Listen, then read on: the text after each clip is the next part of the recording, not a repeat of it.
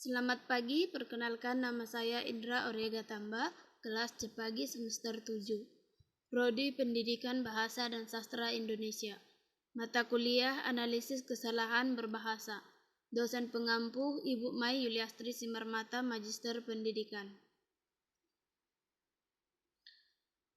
Baik, di sini saya akan menjelaskan artikel saya, yaitu analisis kesalahan penggunaan tanda baca pada tugas harian siswa SMA Negeri 2 Sungai Raya kelas 10. Bahasa Indonesia adalah bahasa yang digunakan di Indonesia sebagai bahasa pemersatu bangsa sebagaimana yang tercantum dalam Undang-Undang Dasar tahun 1945. Bahasa Indonesia berasal dari bahasa Melayu yang awalnya digunakan sebagai bahasa perdagangan. Penggunaan bahasa Indonesia kerap terjadi kesalahan penulisan, kesalahan membaca, dan kesalahan berbahasa. Berikut beberapa jenis-jenis tanda baca menurut EYD atau PUEBI. Yang pertama ada tanda titik. Tanda titik dipakai pada akhir kalimat yang bukan merupakan pertanyaan atau seruan. Kedua, tanda titik dipakai di belakang angka atau huruf dalam suatu bagan ikhtisar daftar. Ketiga, tanda titik dipakai untuk memisahkan angka jam, menit, detik yang menunjukkan jangka waktu. Selanjutnya, jenis tanda baca menurut Direktorat Jenderal Pendidikan Dasar. Tanda titik tidak dipakai pada akhir judul yang merupakan kepala karangan atau kepala ilustrasi atau sebagainya. Kedua, tanda titik tidak dipakai dalam penulisan surat, yaitu nama dan alamat pengirim atau penerima surat. Ketiga, tanda titik dipakai pada akhir singkatan gelar, jabatan, pangkat.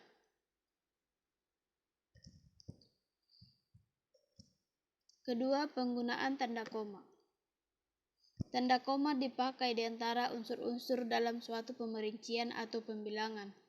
Tanda koma dipakai sebelum kata penghubung. Tanda koma dipakai untuk memisahkan anak kalimat yang mendahului induk kalimatnya. Yang keempat, tanda koma dipakai di belakang kata atau ungkapan penghubung antar kalimat. Kelima, tanda koma dipakai sebelum dan atau sesudah kata seru seperti oh, yah, wah, aduh. Atau seperti kata yang dipakai sebagai sapaan seperti bu, di, nak. Keenam, tanda koma dipakai untuk memisahkan petikan langsung dari bagian lain dalam kalimat. Ketujuh, tanda koma dipakai di antara nama dan alamat, bagian alamat, nama tempat dan wilayah atau negeri yang ditulis berurutan. Yang kedelapan, tanda koma dipakai untuk memisahkan bagian nama yang dibalik susunannya dalam daftar pustaka. Yang sembilan, tanda koma dipakai di antara bagian-bagian dalam catatan kaki atau catatan akhir. Tanda koma dipakai di antara nama orang dan angkatan gelar akademik. Tanda koma dipakai sebelum angka desimal atau rupiah dan sen.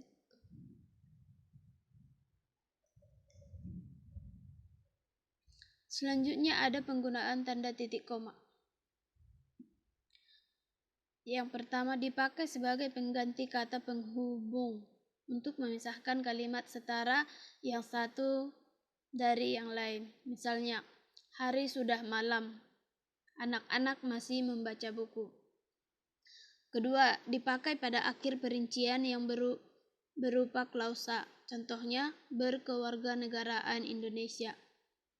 Ketiga, tanda titik koma dipakai untuk memisahkan bagian-bagian pemerincian dalam kalimat yang sudah menggunakan tanda koma. Misalnya, ibu membeli pensil, buku, baju, celana, jeruk, mangga.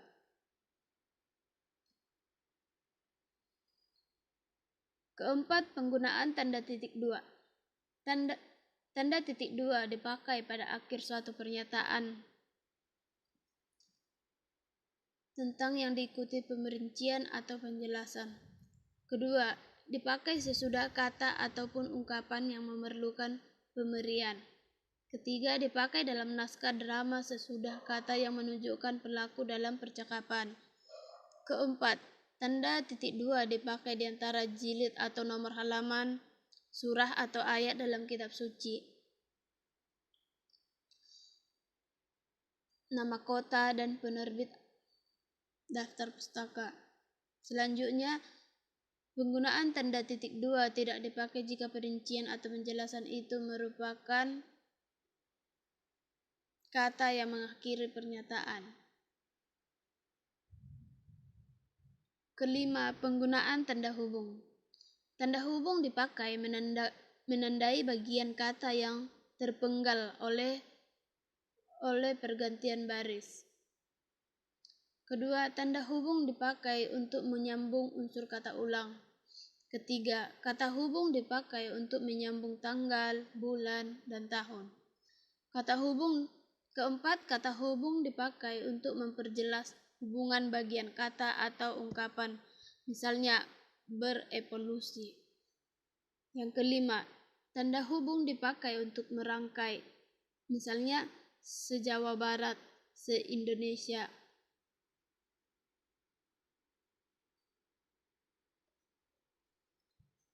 Yang keenam, penggunaan tanda seru. Penggunaan tanda seru dipakai untuk mengakhiri ungkapan atau pernyataan berupa seruan atau perintah. Misalnya, alangkah indahnya taman laut di Bunaken. Ketujuh, penggunaan tanda tanya. Tanda tanya dipakai di dalam tanda kurung untuk menyatakan bagian kalimat yang disangsikan atau yang kurang dapat dibuktikan. Yang kedua, tanda tanya dipakai pada akhir kalimat tanya.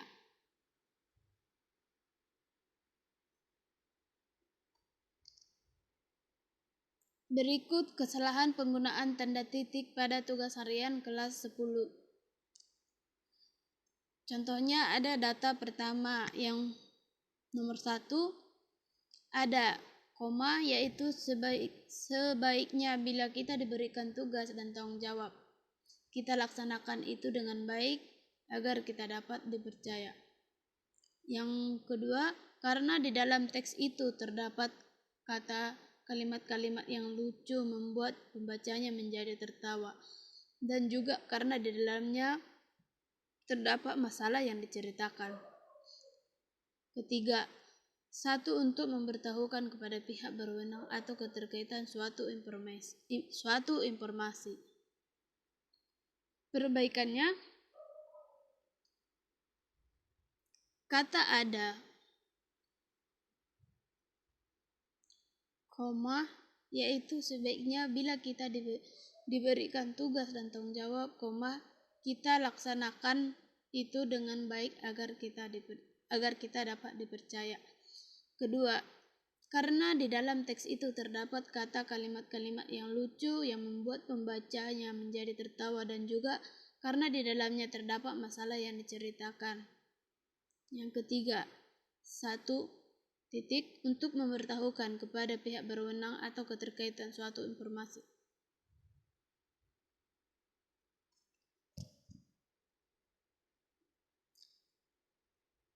Pembahasan kesalahan penggunaan tanda titik pada data pertama, yaitu data pertama pada nomor 1 dan 2 di atas seharusnya tidak perlu menggunakan tanda titik karena kalimatnya masih dalam satu cakupan yang berkaitan. Jika dipisahkan akan menimbulkan makna yang berbeda.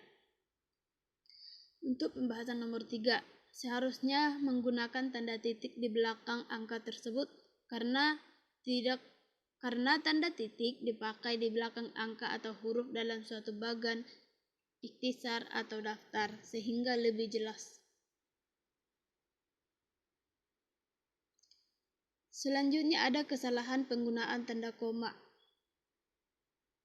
Contoh pertama, namun bukan ia tidak mengerti apa yang dibacanya, yaitu memang demikianlah cara keledai membaca.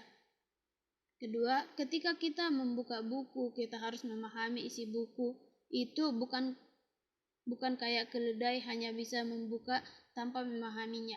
Kalau kita hanya membuka buku tanpa memahaminya, artinya kita bodoh sama seperti keledai. Perbaikannya, namun,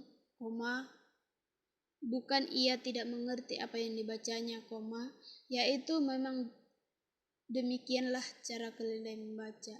Yang kedua, ketika kita membuka buku, kita harus memahami isi buku itu. Bukan kayak keledai hanya bisa membuka tanpa memahaminya. Kalau kita hanya membuka buku tanpa tanda koma, memahaminya artinya kita bodoh, sama seperti keledai. Berikut pembahasannya.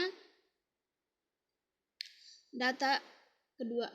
Pada nomor 1 di atas, seharusnya tanda koma diletakkan sebelum kata yaitu, bukan sesungguhnya seperti kalimat di atas, karena kata yaitu termasuk dalam kata penghubung yang didahului tanda koma, dan pada nomor 2 di atas seharusnya tidak menggunakan tanda koma karena masih dalam satu kalimat yang berhubungan dan seharusnya ditulis seperti perbaikan di atas.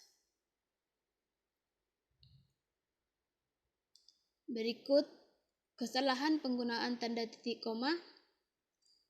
Contoh pertama, ayah menyelesaikan pekerjaannya, ibu memasak, adik membaca cerita pendek.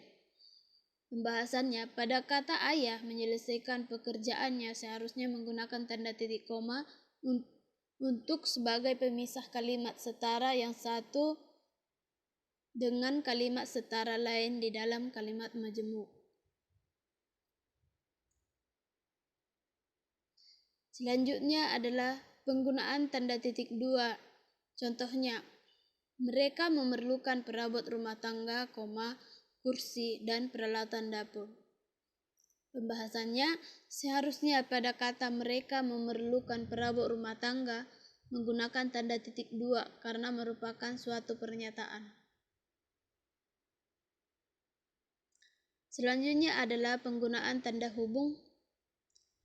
Contoh yang pertama, Dina berhasil memenangkan lomba juara 1 se-Jawa Barat. Perbaikannya, kata se-Jawa Barat harusnya menggunakan kata penghubung, yaitu se-Jawa Barat. Sekian materi presentasi dari saya, semoga bermanfaat dan dapat dipahami. Hanya ini yang bisa saya sampaikan, kiranya kalau ada salah atau tutur kata saya yang kurang tepat dan kurang berkenan, mohon dimaafkan. Sekian dan terima kasih.